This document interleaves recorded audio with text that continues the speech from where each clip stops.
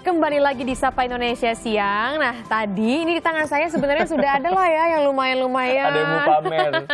Sudah berhasil ditempel. Tadi untuk Anda yang mengikuti apa yang kami perbincangkan sebelum jeda adalah kreasi anak ya dengan mainan kardus. Ya. Nah, kalau sekarang kita mau bicara tentang ini perkembangan ibu hamil. Tadi kami sudah mau mengundang Anda untuk menelpon kami. Jadi ini kan kita belum ada yang belum hamil dan juga belum menghamili sejauh ini.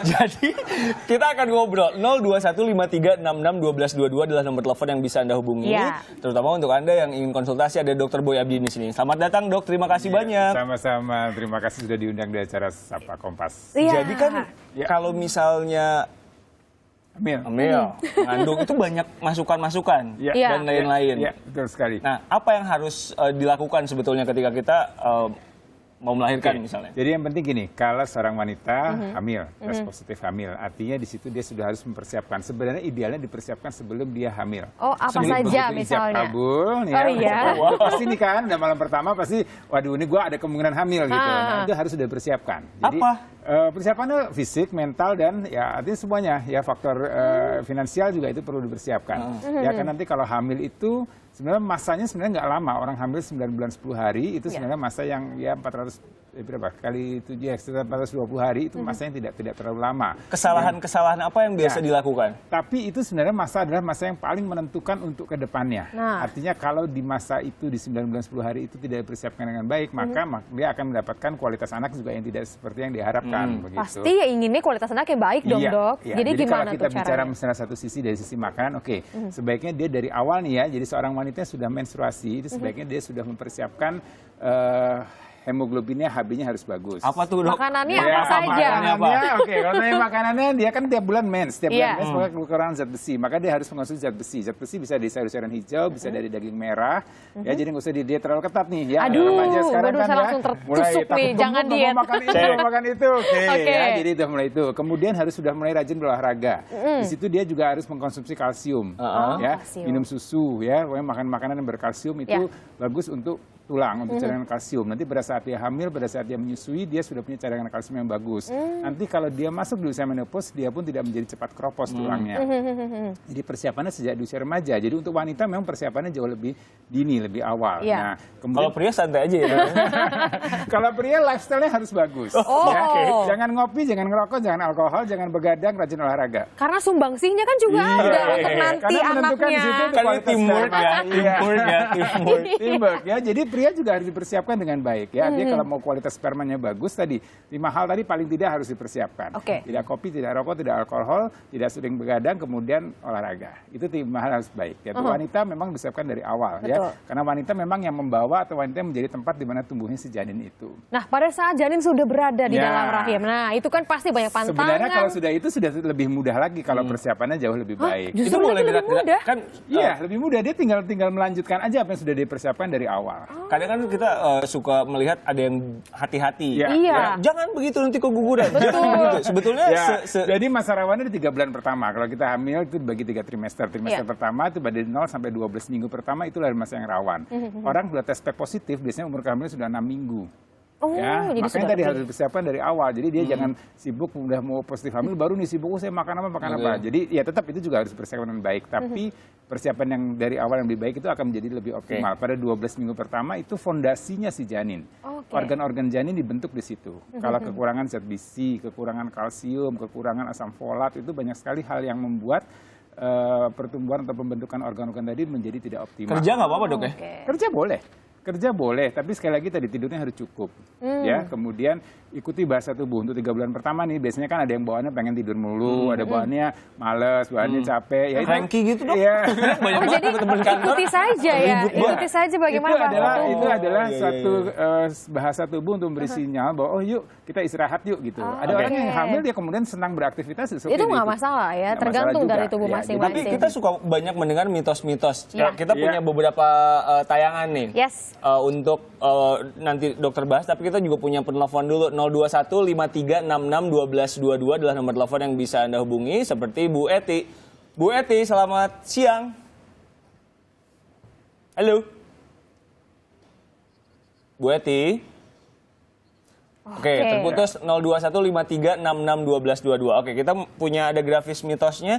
Kan banyak ya dok ya, informasi, apalagi sekarang internet. Belum lagi ibu sangat mertua, luas. bapak mertua, teman yang sudah punya anak, dan lain-lain. Masukannya banyak. Oke, kami punya beberapa tayangannya nih yang mitos. Coba kita boleh lihat coba dulu. nanti juga dokter langsung katakan yang faktanya itu seperti apa. Nih.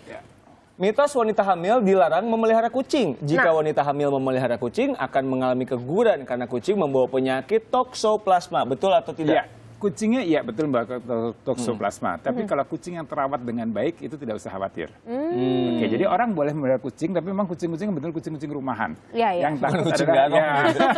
mungkin yang takut adalah kucing-kucing liar yang beredar bebas di mana kotorannya tidak terawat dengan baik karena si toksoplasma itu ada pada kotoran kucing. Baik. Ya. Jadi masalahnya bukan di kucingnya, Bukan di tapi kucingnya, di kesehatan pemeliharaan kucingnya. kucingnya, Kotoran, ya. kotorannya. Oke, Jadi itu Selanjutnya, agak-agak mitos, agak-agak mitos. setengah-setengahnya lah. Ya. Berikutnya. Selanjutnya, terkait dengan Berhubungan dengan IQ bayi. Semakin sering ibu hamil morning sickness, maka tingkat IQ anak semakin tinggi. Kayaknya ini mitos ya. Oh ini mitos? Oh iya. Ya, jadi gini, ibu hamil itu memang pada mual muntah morning sickness itu kan terjadi pada 3 bulan pertama. Ya, hormonnya semakin tinggi. Ya, hormon semakin tinggi itu memang diperlukan untuk supaya kehamilan itu makin menempel dengan baik di dalam rahim. Sebentar, morning sickness itu kayak apa? Siapa tahu ada yang belum Mual muntah. Biasanya Jadi pagi-pagi. keluhannya pagi-pagi bawaannya tuh we aja gitu ya. Lihat suami we katanya.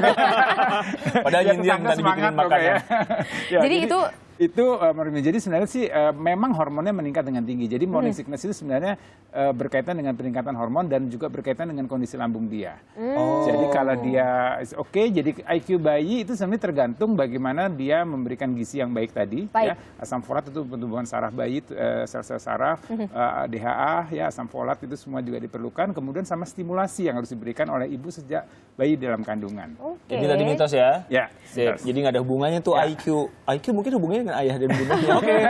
Nanti dulu, karena sebelum kita tampilkan mungkin ada beberapa mitos atau pertanyaan yang ingin ditanyakan oleh penelpon. Ada Ibu Eti. Selamat siang Ibu. Iya, selamat siang. Sapa Silakan. dokter dong. Boleh Bu? Iya, silakan. Iya, pengen nanya nih.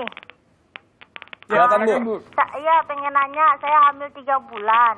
Ya. Terus sekarang ini udah berapa hari malam susah tidur. Oke. Kalau tidurnya sebelah kanan kayaknya nggak nyaman gitu. Ya. Terus kata bidan nggak boleh ngurut. Saya pengen ngurut, boleh nggak dok? Nah, Nggak boleh ngurut. Ngurut. Oke. oke.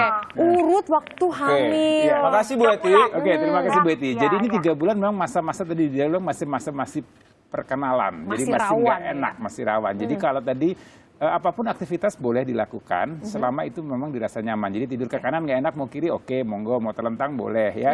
Asal yang penting dalam 1 hari dalam 24 jam dia tidur sekitar 6 sampai 8 jam. Itu Oke. idealnya. Kalau mau ngurut pegel-pegel it's oke, asal jangan perut yang diurut. Oh, tapi untuk Ya, bagian lain ya, boleh ya. badan it's oke. Kenapa nggak boleh perut dok?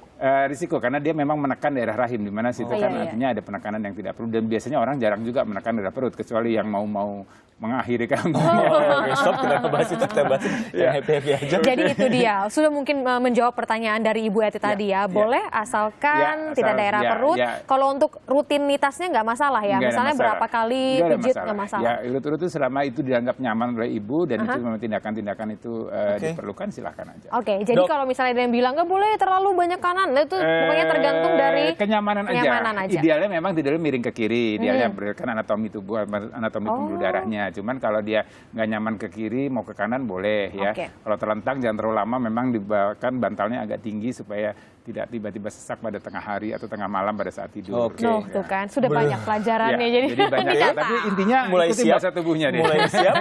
Bagaimana dengan Bu Nina di Jombang? Bu Nina, selamat siang. Iya, selamat siang. Silakan Ibu Dokter Boy di sini. Iya, mau tanya kalau misalnya hamil terus kebanyakan minum kopi itu kenapa dok? Oke, ya hamil dengan minum kopi. Hamil dengan minum kopi. Ya. Oke, ada lagi Bu? Iya, itu aja. Itu aja. Terima kasih banyak. Ya, jadi kopi itu memang sebenarnya secara medis itu sebenarnya tidak begitu baik untuk kesehatan, ya. Jadi yang suka minum kopi ya mulai dikurangi, ya. Jadi kalau untuk ibu hamil memang sebaiknya kita hindari kopi. Karena memang beberapa penelitian ada yang mengatakan boleh secangkir kopi sehari masih boleh. Ya, cuman kopi itu jeleknya edik, nagih. Ya, mau secangkir udah mau 2 cangkir, 2 cangkir mau 3 cangkir gitu. Cangkir pagi. Ya, dan kopi itu dia membuat vasokonstriksi. Apa tuh, Dok? Membuat pembuluh darah itu menyempit.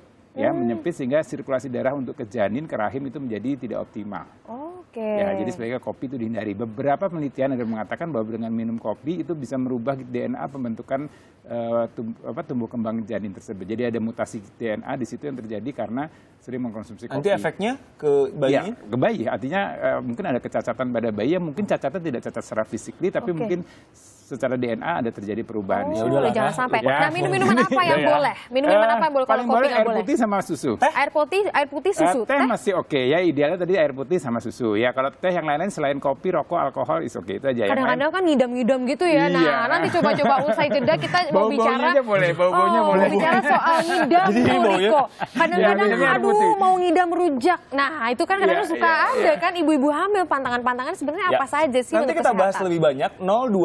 02153661222, 02153661222 di layar kaca Anda adalah nomor telepon yang bisa Anda hubungi. Usai jeda kita akan bahas juga mitos. Misalnya kalau bentuk kehamilannya begini begitu laki-laki, begini begitu perempuan, ada hubungannya kah? Iya. Usai jeda di Sapa Indonesia.